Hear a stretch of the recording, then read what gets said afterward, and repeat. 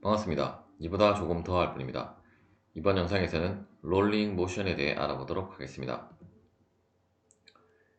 롤링 모션은 우리말로 하면 이제 구름 운동 혹은 이제 굴림 운동이라고도 하는데,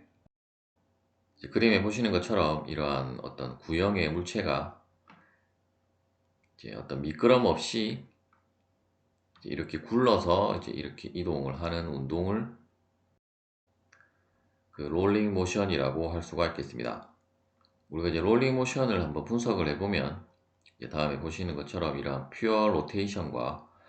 퓨어 트랜슬레이션 두 개를 이제 합한 운동이라고 할 수 있고, 따라서 우리가 이제 퓨어 로테이션에서는 어떤 이제 이 질량 중심을 회전축으로 해서 이제 이렇게 회전을 하는 물체의 운동이라고 보시면 되고,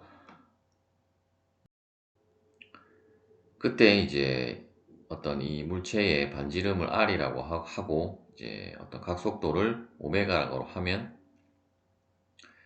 이 원의 이제 가장자리에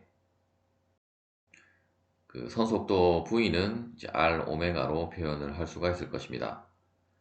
또한 우리가 퓨어 트랜슬레이션에서, 즉 이제 병진 운동은 이제 모든 질점이 이제 동일한 방향으로, 이제 이러한 서로 간의 간격의 변화 없이 동일한 방향으로 이제 이동을 할 때 우리가 병진 운동이라고 하는데, 따라서 이제 어떤 그 질량 중심에 대한 속도가 이제 VCM이라고 하면, 이제 모든 점에서의 속도가 동일하게 VCM으로 나옴을 알 수 있고, 이때 결국 이제 이 V라고 하는 것은 그 VCM과 이제 같은 값을 가지게 되므로, 따라서 이제 이 두 개의 운동을 우리가 이제 조합을 해서 생각을 해보면, 결국 이제 같은 점에 대한 속도를 이제 고려를 하면, 결국 이 위쪽 부분에 대한 속도는 이 두 개를 이제 합친 것이 되게 될 것이고, 따라서 V는 이 VCM이 되게 되고, 이제 아랫부분은 이제 이쪽 속도와 이쪽 속도가 크기는 같은데 방향이 반대이므로 이제 V는 0이 되게 되고, 이제 초기 회전, 순수 회전에서는 이제 질량 중심에 대한 속도는 없기 때문에, 따라서 이제 결국 이 질량 중심의 속도는 이제 VCM이 되게 되어서, 이제 실제로 우리가 굴림 운동을 하는 경우에 있어서의 그 속도는 이제 다음과 같은 분포를 그 나타내게 되게 되고, 현재 이제 이쪽 그림에서는 표현은 되지 않았지만, 만일에 우리가 어떤 이쪽 그 이제 V가 아니고 이제 질량 중심점을 통과하는 이제 수평선의 선과 이제 만나는 점에 대한 우리가 속도 분포를 한번 살펴보면, 이제 일단 퓨어 로테이션에서는 어떤 점을 찍어도 이 원의 접선 방향으로 속도가 나오기 때문에, 일단 이 수평선에서 만나는 점에 대한 속도는 이러한 수직 방향으로 속도가 이 점 같은 경우는 위쪽으로 분포를 하게 될 것이고, 이 점은 이제 아랫 방향으로 수직한 방향으로 작용을 할 텐데, 또한 이제 퓨어 트랜슬레이션에서는 이제 모든 점이 같은 크기와 같은 방향을 가지게 되므로, 따라서 이 점에서는 또 이 방향, 이 점에서도 이 방향이 되게 되므로, 따라서 이제 수직한 방향과 수평한 방향에 이제 서로 직각인 그 두 벡터를 더하면, 결국 어떤 이제 45도 방향에 이제 이 두 벡터를 더한 값의 크기로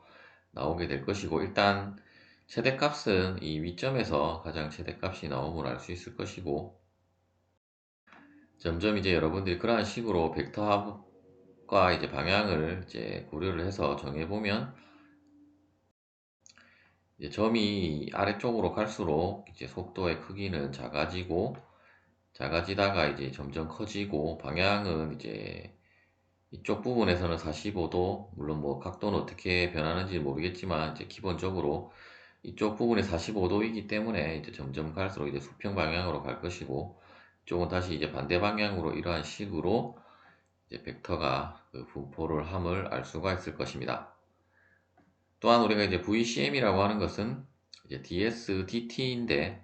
다음에 그림에 보시는 것처럼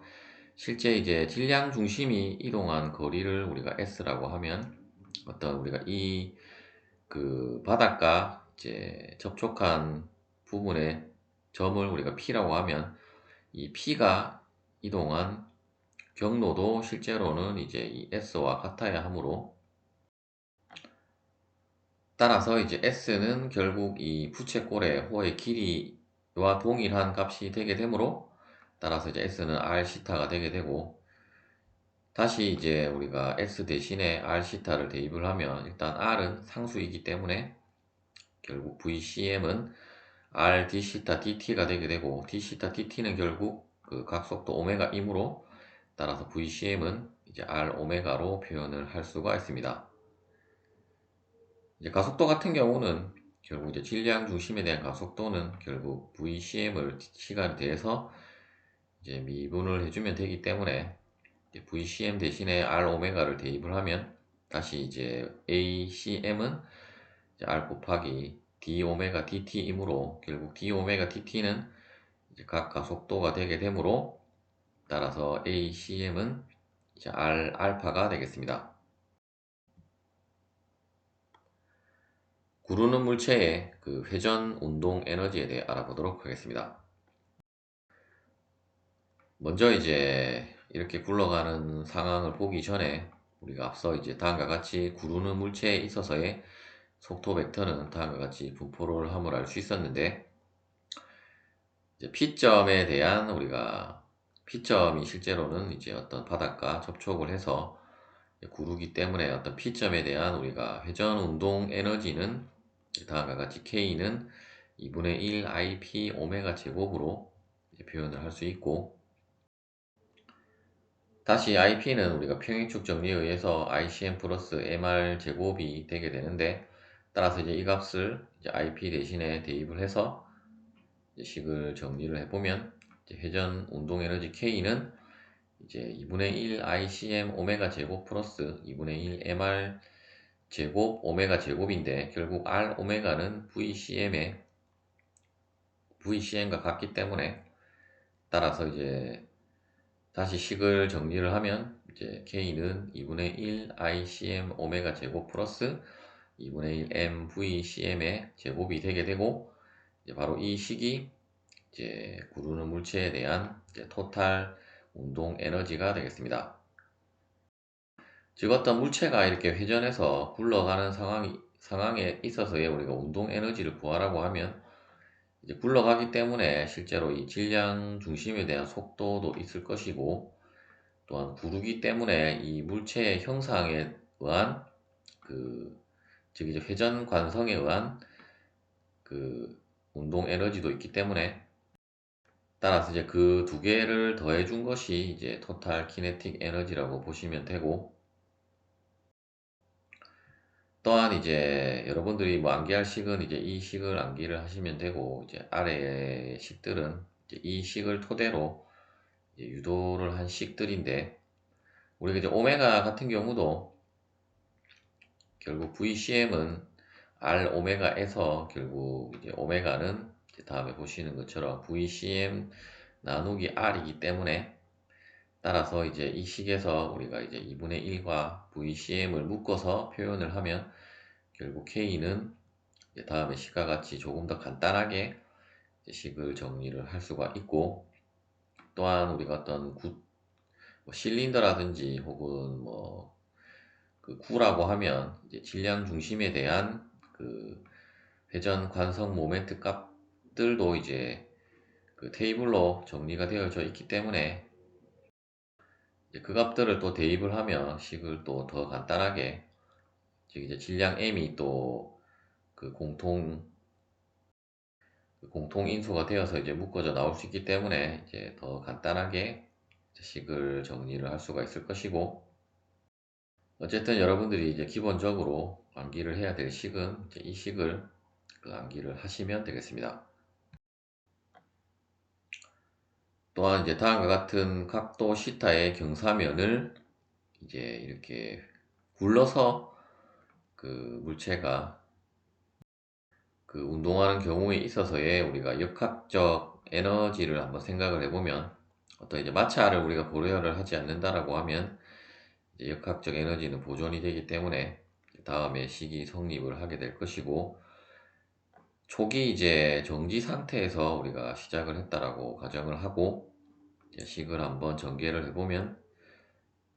이제 나중 그 운동 에너지는 이제 우리가 앞서 유도한 이 식을 대입을 하고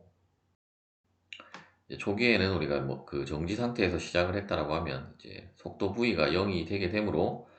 이제 값은 0이 되게 되어서 따라서 이제 운동 에너지의 변화는 다음과 같이 표현을 할 수 있고 포텐셜 에너지의 변화는 우리가 이제 이 위치에 있을 때를 우리가 데이텀으로 하면 이제 포텐셜 에너지 혹은 이제 위치 에너지의 변화량은 이제 다음과 같이 그 여러분들이 식을 작성을 하실 수가 있을 것입니다. 따라서 우리가 이제 최종 그 위치에 도달했을 때의 이제 질량 중심에 대한 속도 VCM은 이제 이 식을 여러분들이 이제 VCM에 대해서 정리를 하면 다음과 같이 정리를 할 수 있고 이제 이 공식은 뭐 굳이 뭐 암기를 하기보다는 여러분들이 이렇게 한번 유도를 해보시면 그 되겠습니다. 롤링 프릭션에 대해 알아보도록 하겠습니다. 이제 그림과 같이 이제 첫 번째 그림은 이제 이 구르는 물체도 강체고 이 바닥면도 이제 강체라고 하면 이제 우리가 작용하는 힘들을 한번 다 도시를 해보면 일단 각속도 오메가가 이 방향으로 작용을 하기 때문에 물체는 이제 이러한 식으로 굴러서 이제 이 방향으로 이제 물체는 이동을 하기 때문에 마찰력의 방향은 이제 운동하는 방향의 반대 방향으로 이제 작용을 하기 때문에 이제 다음의 방향으로 마찰력은 이제 도시를 하면 되고 또한 우리가 이제 질량 중심에 대한 우리가 토크를 한번 그 생각을 해보면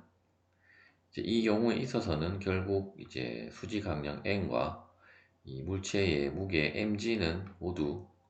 이제 모멘트 암의 크기가 0이 되게 되므로 고려를 할 필요가 없고 이제 이 경우에 있어서는 이제 토크는 이 마찰력에 의해서만 이제 발생을 한다라고 할 수가 있겠습니다. 하지만 이제 두 번째 그림과 같이 어떤 이제 바닥이 그 이제 변형을 하는 이제 디포머블 서페이스라고 하면 앞서는 이제 이 질량 중심을 통과하는 부분에 이제 접촉을 했다라고 하면 이제 이 경우는 이렇게 바닥이 변형을 함에 의해서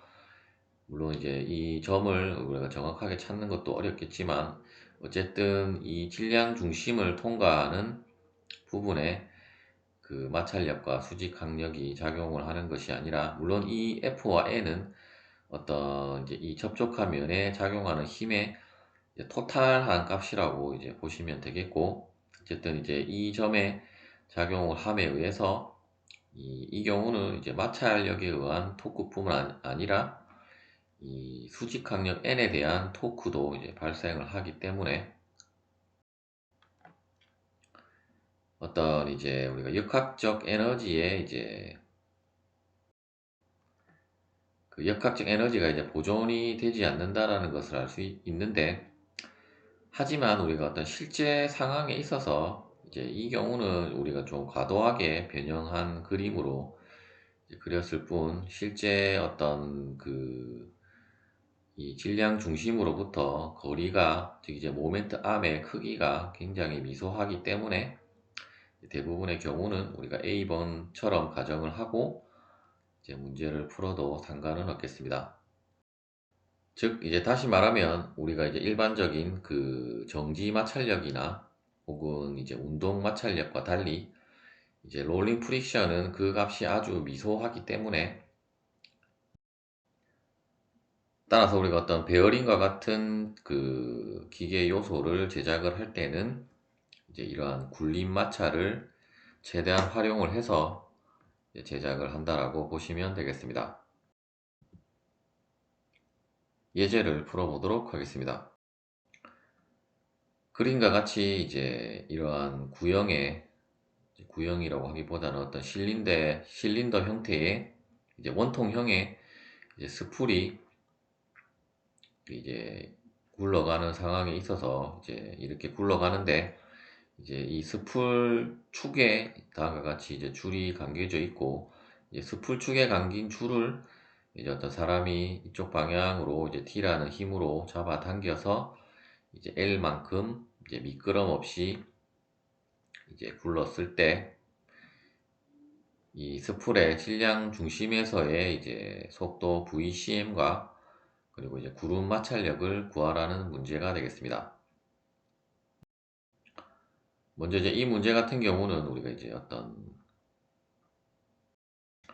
그 이제 속도를 구해야 하기 때문에 이제 속도가 포함된 우리가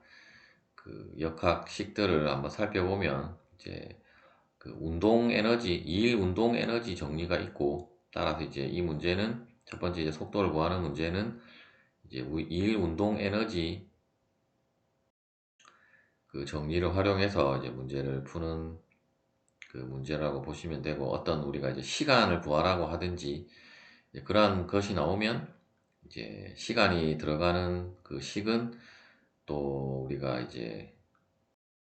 그 이제 충격량, 운동량 원리를 통해서 이제 여러분들이 그 문제를 푸시면 되겠습니다. 먼저 이제 이 경우에 있어서는 우리가 이제 스풀 축에 대한 일이 있을 것이고, 이제 스풀이 이제 굴러갔기 때문에 이제 스풀에 대한 일이 있고, 이제 작용한 힘은 결국 장력 T밖에 없기 때문에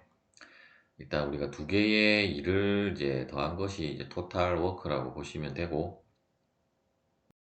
먼저 이제 우리가 일 에너지 정리는 그 W는 델타 K이고, 이때의 델타 K는 이제 우리가 이번 영상에서 살펴보았던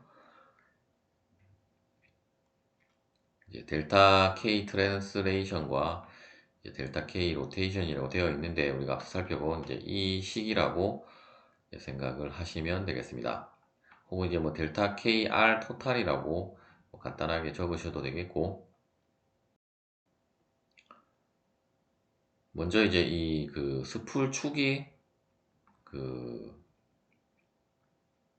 회전한 그 거리를 우리가 L이라고 하면,